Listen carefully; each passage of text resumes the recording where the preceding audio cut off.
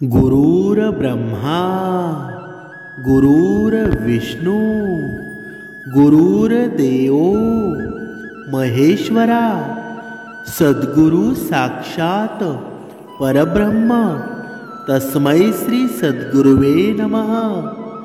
जय जय रघुवीर समर्थ श्रीराम समर्थ। ओम श्री गुरुदत्तात्रेय श्रीपाद श्रीवल्लभाय नमः। सद्गुरु चरणांना नतमस्तक होऊन आपण या निरूपणास सुरुवात करूया। समर्थांनी सांगितलेलं आहे की माणसाची वेळ आहे ना एवढी भयानक असते। हा माणूस आहे ना वेळेच्या पुढे जायला निघाला आहे।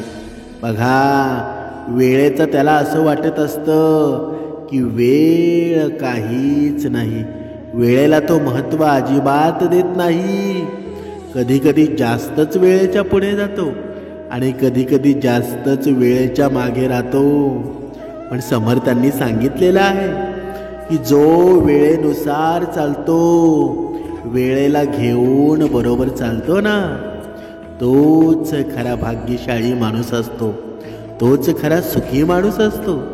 म्हणजेच काय? म्हणजेच वेळेला बघा नकारात्मक दृष्टीने तुम्ही जर पाहिलं तर तुमचा घमंड वेळ कधी सुद्धा तोडू शकते। म्हणून प्रत्येक मनुष्याने वेळेला महत्त्व द्यायला हवं। बघा ही वेळ असते ना खूप जास्त प्रभावशाली असते। ही वेळ एखाद्या राजाला रंक बनवू शकते आणि एखाद्या रंकाला राजा सुद्धा बनवू शकते। इतके सामर्थ्य या वेळेमध्ये आहे। त्याचबरोबर एखाद्या भिकाऱ्यालाही राजाही वेळ बनवू शकते। या वेळेचा काही भरोसा नाही, कारण जेव्हा वाईट वेळ येते ना तेव्हा आपली सख्खी माणसं सुद्धा परकी होतात, मित्र शत्रू बनू लागतात।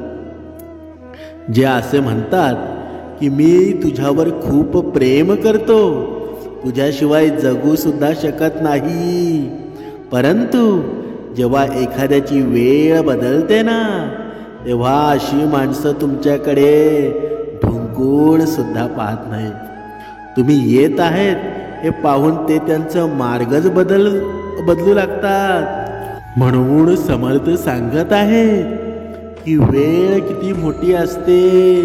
एखाद्या धावपटूला विचारा, बघा तो वेगाने धावत असतो आणि अंतिम क्षण येतो ना, काही क्षणामध्ये तो कमी पडतो, काही सेकंद कमी पडतात आणि तो त्या धावपट्टीमध्ये हरला जातो। म्हणून वेळ असते ना खूप महत्त्वाची असते। वेळेच्या वेळेमध्ये तर तो पोचू शकला असता तर तो 1 नंबरचा मानकरी ठरला असता। बघा कधी कधी आपण आपल्या पूर्वजांचे पूर्वज बघा ज्योतिषी होते, हात बघणारे होते। बघा त्यांना कधी कधी हे हात जर बघायचं असेल ना तर वेळेला खूप महत्त्व द्यायचे। बघा संध्याकाळच्या वेळेला एकदा 3 वाजल्याच्या नंतर दुपारनंतर ते कधीही हात बघत नसत, कारण ते अशुभ मानलं जायचं। हात बघण्याची खरी चांगली पद्धत म्हणजे सकाळी 12 वाजेच्या आत ते सर्व आपली कामं करायचे। म्हणजेच आपल्या पूर्वजांनी सुद्धा बघा वेळेला किती महत्त्व दिलेलं आहे। त्यावेळी घड्याळ नव्हतं, काही नव्हतं, पण फक्त सूर्यावर सर्व चालू होतं। सूर्य डोक्यावर आला की ते समजून जायचे एवढे वाजले, पण आता वेळ सगळ्यांची वाजवते। म्हणून समर्थांनी सांगितलेलं आहे की माणसाने परमेश्वराला तर माणूस घाबरतच नाही, कारण तो स्वतःलाच इथला राजा समजू लागला आहे। पण या वेळेला जो घाबरत नाही ना त्याचे 12 वाजल्याशिवाय राहत नाही। म्हणून समर्थ सांगत आहेत नक्की ही वेळ असते तरी कशी? जो घमंडी असतो त्याला वेळ कसा धडा शिकवते, आणि जो वेळेनुसार चालतो तो योग्य मार्गामध्ये चालतो, तोच मनुष्य सुखी होतो. बघा, आपण आता एका उदाहरणाद्वारे स्पष्ट करूया.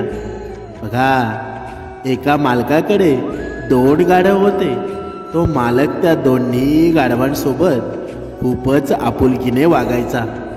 ते गाढव देखील मालकाला खूप चांगल्या प्रकारे मदत करायचे. मालक गाढवांची खूप सेवा करायचा.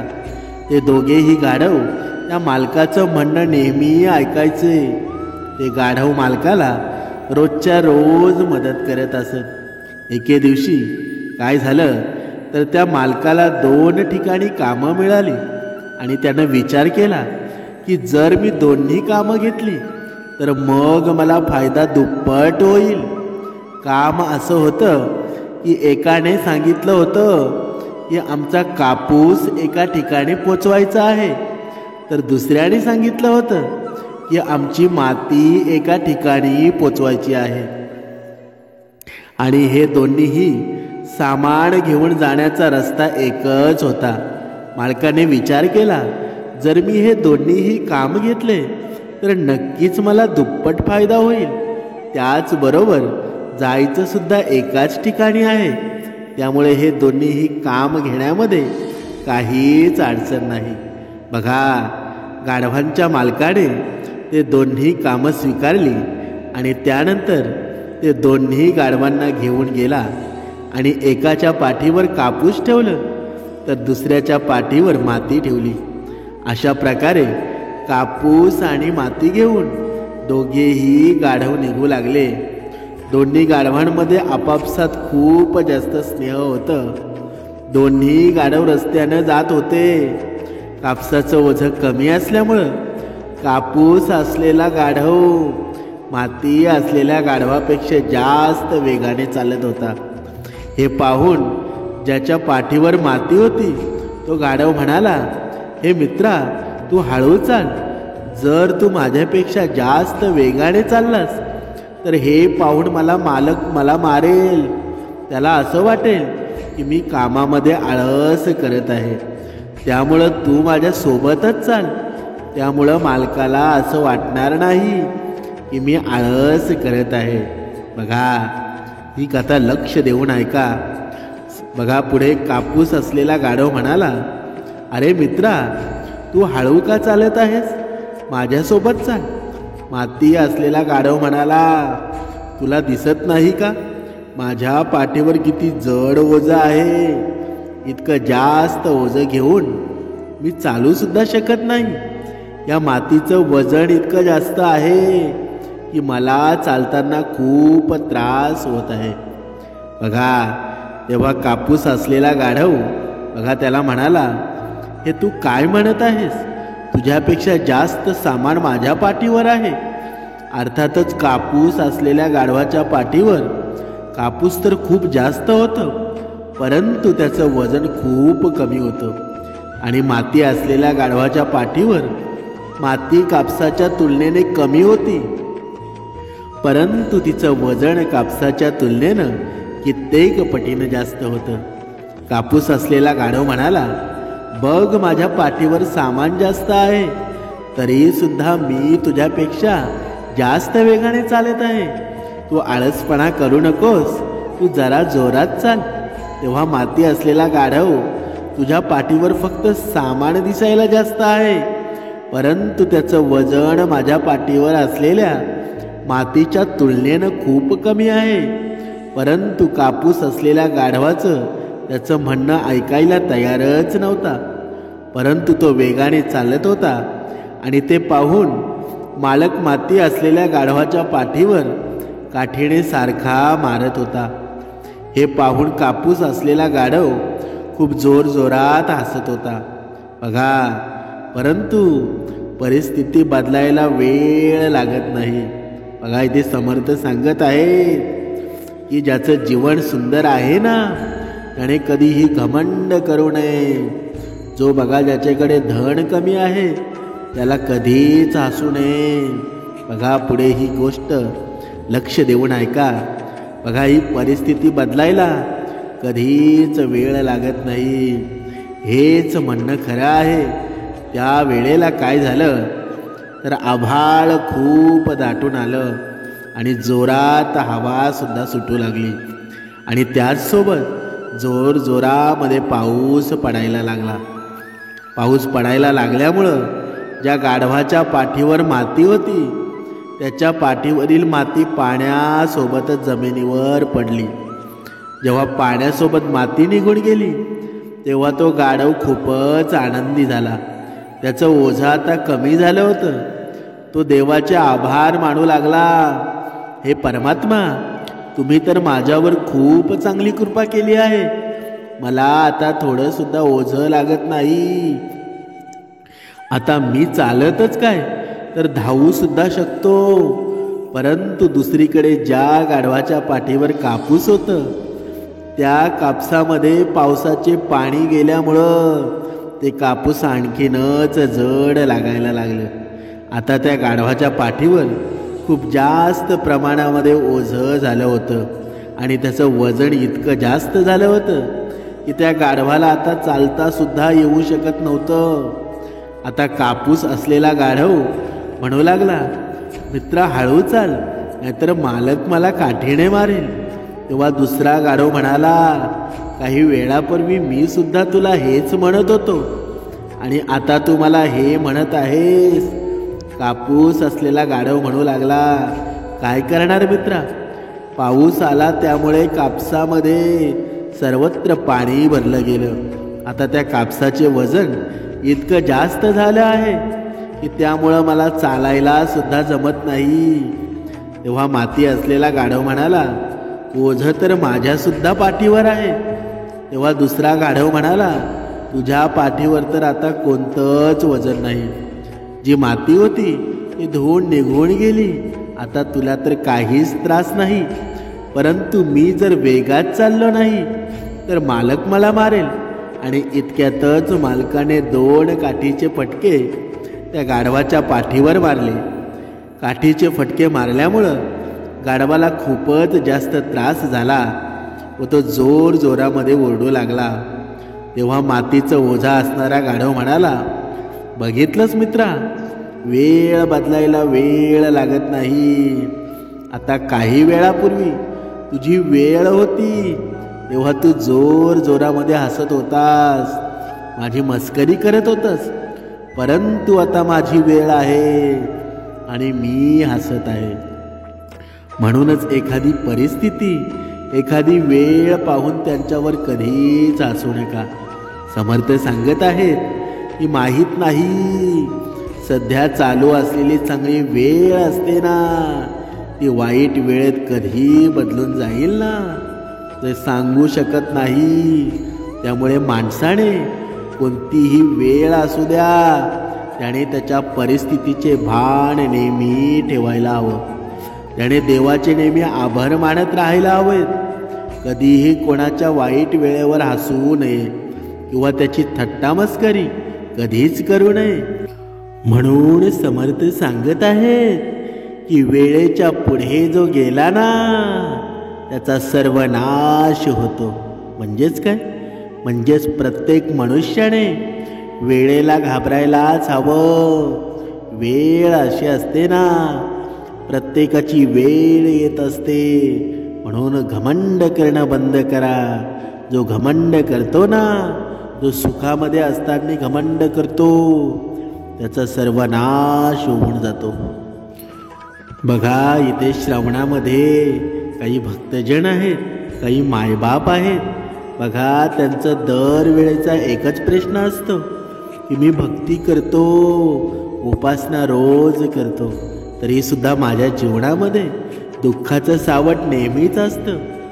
किती काही उपाय करून सुद्धा माझ्या मनाला शांती मात्र मिळत नाही. बघा, त्यांना सांगणं आहे की प्रत्येकाची वेळ येत असते आणि जेव्हा वेळ येते ना तेव्हा तुमच्या हातामध्ये तुम्हाला घेता येणार नाही एवढं देऊन जाते. आणि जो समर्थांच्या आज्ञेमध्ये आहे, समर्थ विचारांमध्ये, सद्गुण विचारामध्ये नाहून गेलेला आहे ना, नक्कीच तुझी वेळ येणार आहे. ती वेळ अजून थोडा वेळ थांबून बघ, कारण या माणसाचं असं होतं की वेळ चांगली वेळ जवळ येते आणि भक्ती मार्ग सोडून देतो. जिथे धड दिसेल तिथे धावू लागतो. समर्थ सांगत आहेत, तुम्हाला दुसरीकडे जरी धन मिळालं तरी सुद्धा त्या धनाचं सुखामध्ये रूपांतर होणार नाही. पण वेळेमध्ये मिळालेली गोष्ट असते ना, ती परिपूर्ण गोष्ट असते. आणि त्या वेळेमध्ये मिळालेल्या गोष्टीचं बघा सुखामध्ये रूपांतर झाल्याशिवाय राहत नाही. म्हणून बघा आपण म्हणत असतो की हा एवढ्या वेळेमध्ये श्रीमंत झाला, काळं धन करून श्रीमंत झाला. पण त्याच्याकडे तुम्ही लक्ष देऊ नका, दुर्लक्षित करा, कारण त्याचा शेवट लवकरच असतो. काही क्षणापुरती ती श्रीमंती असते. पण आपण आपल्या या हृदयामध्ये समर्थांचे विचार आहेत. आपल्याला श्रीमंती कमी असेल पण आपल्याला सुख त्याच्यापेक्षा कितीक पटीने जास्त असेल. म्हणून प्रत्येकाला धन प्राप्ती होणार आहे. प्रत्येकाच्या जीवनामध्ये सुखाचे दिवस येणारच आहेत. पण वेळ आल्याशिवाय काहीही मिळत नाही. भगवंताची भक्ती नेहमी करतच राहावं, उपासना करतच राहावी. पण वेळेला माणसाने घाबरावं. जरी तुमच्याकडे दुसऱ्यापेक्षा भरपूर श्रीमंती असेल, धन असेल, तरीही दुसऱ्याला हसू नये, जास्त उन्मत्त होऊ नये. कारण प्रत्येकाचे दिवस बदलत असतात. बघा जेव्हा सकाळ होते, सूर्य बघा येतो, तेव्हा नवीन जेव्हा सकाळी सूर्य उगवतो ना, बघा किती सुंदर असं कोमल ऊन असतं.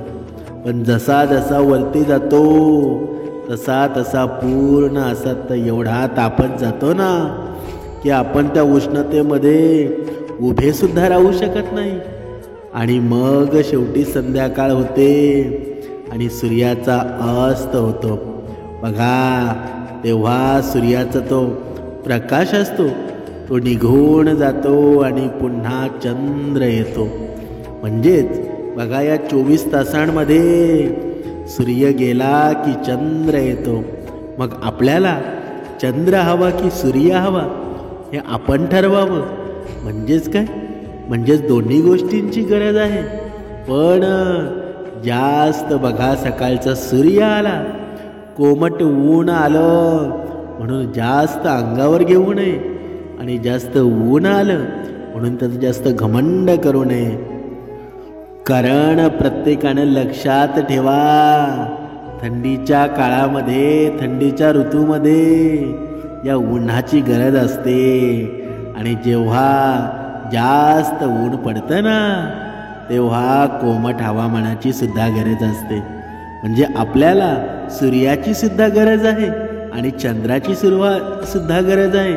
म्हणून जास्त एकानं बघा जास्त उन्मत्त होऊ नये, घमंडी होऊ नये. समर्थ सांगत आहेत, जो मनुष्य आहे ना त्याला अहंकार मात्र येतोच. पण अहंकार प्रत्येकाला येतो हे खरं असलं तरीही सुद्धा त्याच्या मनावर बघा सद्गुण विचार असतील तर त्या अहंकाराला बघा ताबा ठेवू शकतो. कारण हे मन कधीही ताबा ठेवत नाही. आणि हे ताबा ठेवण्यासाठी समर्थांनी आपल्याला ही भक्ती सांगितलेली आहे. समर्थांनी आपल्याला हे सद्गुण विचार सांगितलेले आहेत. जेव्हा आपली उपासना होते, रोज 2 वेळची उपासना होते ना, तेव्हा मनामध्ये एवढं सामर्थ्य निर्माण होतं ना की आपण बघा मनात येऊन सुद्धा अहंकार निर्माण होत नाही. म्हणजेच काय, म्हणजेच बघा एवढा आपण महाभारतामध्ये पाहिलं असेल. बघा जेव्हा श्रीकृष्ण स्वारींनी अर्जुनाला सांगितलं की या या विश्वामध्ये जर सर्वश्रेष्ठ कोणी धनुर्धर असेल ना, आणि सर्वश्रेष्ठ कोणी दाणी असेल तर तो कर्ण आहे. तेव्हा अर्जुनाला राग आला, अर्जुनामध्ये अहंकार निर्माण झाला. बघा अर्जुन श्रीकृष्ण स्वारींना म्हणू लागला की भगवंता हे चुकीचं आहे, कारण मीच सर्वश्रेष्ठ आहे आणि मीच सर्वात मोठा दाणी आहे. बघा तेव्हा श्रीकृष्ण अर्जुनाला म्हणाले की बघूया, बघा मी आता कर्णाला बोलवतो आणि तू सुद्धा इथे आहेस. बघा दोघांची आपण परीक्षा घेऊया की सर्वात दानशूर कोण आहे. बघा तेव्हा श्रीकृष्ण स्वारींनी बघा दोघांना सांगितलं की तो समोर डोंगर दिसतोय, त्या डोंगरामध्ये पूर्ण भरलेलं सोनं आहे.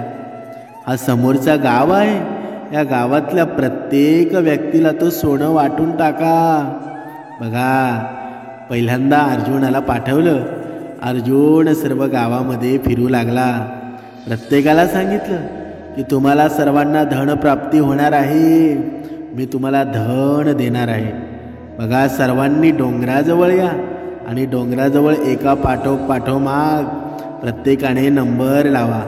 बघा अर्जुन त्या डोंगरामधले एक एक सोन्याचा दगड काढायचा आणि त्या एक एक मनुष्याला द्यायचा. बघा असे हजारो लोक येत होती जात होती. लोकांचा बघा ज्याचा नंबर लागला की तो सोना घेऊन घरी ठेवीत असत आणि परत नंबरला येत असत. बघा सकाळी सुरुवात केली होती, रात्र झाली तरी लोकांची येण्याची बघा ती रांग संपत नव्हती. मग शेवटी अर्जुन बघा हैराण झाला आणि श्रीकृष्ण स्वारीन परत पोचला. श्रीकृष्ण स्वारींनी त्याला विचारलं की झालं का, सर्वांना वाटून झालं का?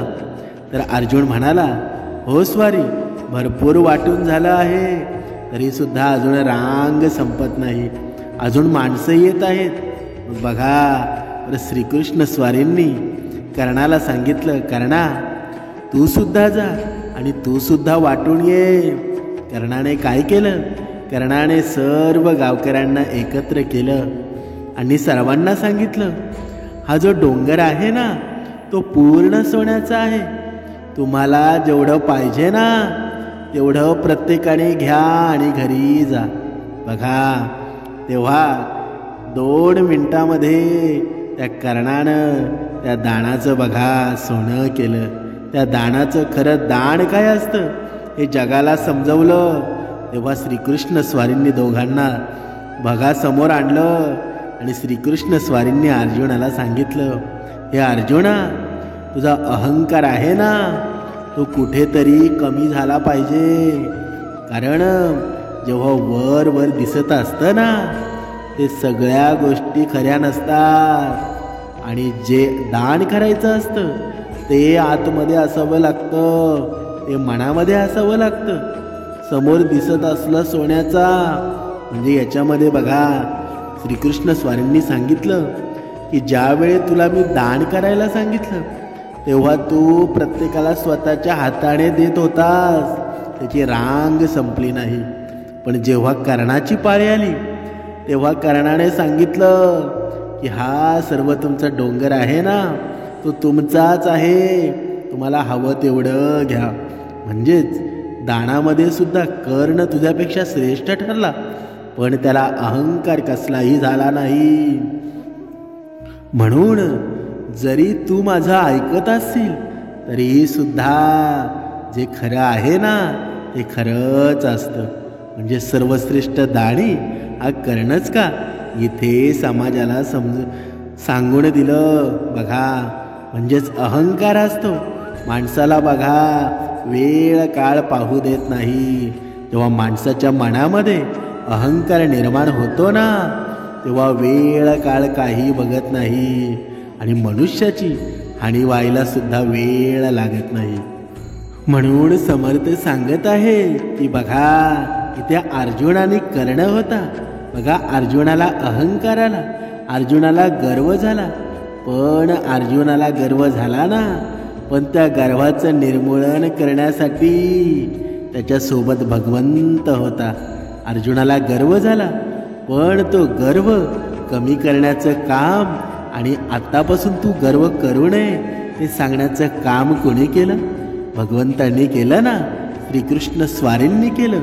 म्हणजेच आपण म्हणतो की प्रत्येक पुरुषाच्या पाठीमागे एक स्त्री असते, पण बघा पण प्रत्येक मनुष्याच्या पाठीमागे भगवंत असतील ना, तर कितीही दुःख आलं, कितीही संकट आलं तरीही त्याला कळी काळाचं भय राहत नाही.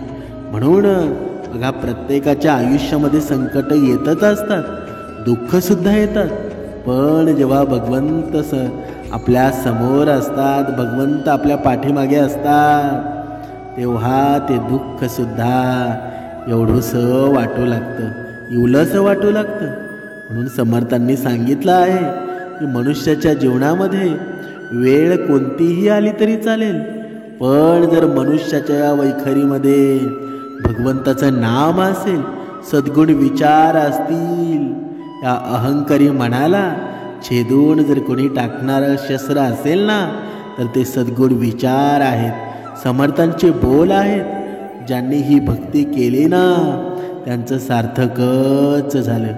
म्हणून समर्थांनी सांगितलेलं आहे की जर तुम्ही 2 पुस्तकं कमी वाचली तरी चालतील, बघा दुसऱ्याला ज्ञान कमी दिले तरी चालेल, पण तुमचं मन एवढं शुद्ध करा ना की त्या मनामध्ये अहंकारी रावण कधीच बसणार नाही, कधीच स्थायिक होणार नाही. म्हणून समर्थांनी प्रत्येकाला 2 वेळची उपासना दिलेली आहे. आणि ही उपासना का बरं? या उपासनेमध्ये एवढं सामर्थ्य आहे की जेव्हा आपण पहाटे पहाटे ब्रह्ममुहूर्तावर ही उपासना करायला घेतो, तेव्हा साक्षात परमेश्वर आपल्या समोर येऊन बसलेला असतो. बघा, भरपूर असे भक्त असतील, त्यांना प्रचितीसुद्धा आलेली असेल. म्हणून बघा, असं म्हटलं जातं की परमेश्वर आपल्या घरामध्ये, जो या भक्तिमार्गामध्ये आहे, श्रवणामध्ये आहे, बघा त्याच्या घरामध्ये परमेश्वर 2 वेळा येतो. कधी? बघा, एक पहाटे आणि एक संध्याकाळी. बघा, ह्या 2च वेळा का? दुपारी येत का नाही? कारण या 2 वेळा आपली उपासना होते. आणि ह्या 2 वेळा एवढ्या श्रेष्ठ आहेत ना की त्या वेळेमध्ये आपलं मन सुद्धा शांत असतं, कसलाही मनामध्ये विचार नसतो, कसलाही कोणतीही भावना नसते. आणि जेव्हा समर्थ आपल्या घरामध्ये येतात ना, तेव्हा ते वातावरण सुद्धा आनंदी होऊन जातं. म्हणून समर्थ सांगत आहे की माझ्या भक्ताला बघा, त्याच्या जर मुखामध्ये या वैखरीमध्ये या बघा भगवंताचं नाम असेल ना, त्याला कधीच कसल्या भूताकेताची जादू लागू पडत नाही, लागू होत नाही. त्याला कधीही भूत दिसत नाही, त्यालाही कसलाही टेन्शन नसतं. भले एक वेळ त्याला पैशाची कमी होऊ शकते, बघा कुठेतरी थोड्याफार गोष्टीमध्ये कमतरता येऊ शकते, पण त्याच्या जीवनामध्ये सुख आणि समाधानच असेल. बघा, एक वेळेला तो चटणी भाकर खाऊ शकतो, पण त्याचं जीवन एवढं सुंदर झालं आहे ना की त्याचा बोलता बसता उठता जय सद्गुरु, जय जय रघुवीर समर्थ, श्रीराम समर्थ, ओम श्री गुरु दत्तात्रेय, श्रीपाद श्री वल्लभाय नमः. हे नाम ज्याच्या वैखरीमध्ये असेल ना, तर त्याला कळी काळाचं भय आणि कसलेही सावट राहणार नाही. कारण समर्थ सांगत आहेत, कारण या सृष्टीचा दाता आहे, त्याची मी भक्ती करतो आहे. बघा, तेच माझे माता पिता आहेत. जरी माझ्या भक्ताच्या बाबतीमध्ये जरी वेळ चांगली नसेल, तरी वेळ चांगली करणारा माझा भगवंत आहे. म्हणून भगवंताची भक्ती का करावी? तर समर्थांनी सांगितलेलं आहे, वेळ कशीही असू द्या, वेळ कुणाला कामी पडते का? जो भक्ती मार्गामध्ये नसतो, जो भक्ती मार्गामध्ये परमेश्वराचं नाव घेत नाही, त्याच्यासाठी वेळेचं बंधन असतं. पण ही वेळ चालवणारा माझा भगवंतच आहे, तर मला वेळेची काहीही भीती नाही, कारण वेळ माझ्या पायाशी असते. बघा, म्हणजे काय? म्हणजे जो भगवंताचा भक्त आहे, वेळोवेळी 2 वेळची उपासना करत असतो, त्याच्यासाठी सर्व दिवस असतात आणि सर्व वेळ असते, त्याच्यानुसार चालत असते. म्हणून प्रत्येक मनुष्याने भगवंताची सेवा करा, आपल्या मातापिताची सेवा करा. या वैखरीमध्ये बघा, परमेश्वराचं नाव घ्या. कारण या जगामध्ये जे जे तुम्हाला डोळ्यांनी दिसतं आहे ना, ते सर्व काही नश्वर आहे. आणि या नश्वर जगामध्ये आपल्यामध्ये एक सत्य असेल तर ते भगवंताचं नाम आहे. त्याच्यामुळं बघा, ही वेळ आहे ना, ही वेळ प्रत्येकाला आपली जागा दाखवत असते. म्हणून प्रत्येकाने घमंड करणं सोडून द्या, अहंकार करणं सोडून द्या. वेळ तुमचीच आहे. फक्त भगवंताच्या या समर्थांच्या आज्ञेमध्ये राहा, मग तुम्हाला वेळेचं बंधन नाही. वेळ तुमच्याप्रमाणे चालत राहील. कारण जे काल ही सत्य होतं, आज ही सत्य आहे. श्रीराम समर्थ. जय जय रघुवीर समर्थ.